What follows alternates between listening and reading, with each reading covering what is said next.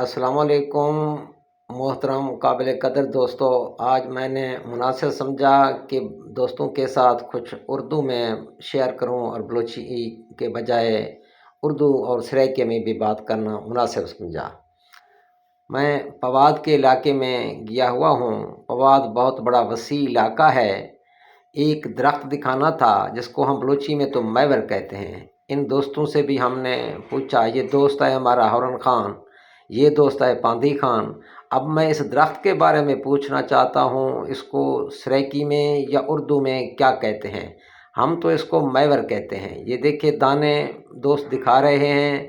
मैवर को खाया जाता है। बाद लोगों का ख्याल है ये शुगर के लिए भी फ़ायदेमंद है।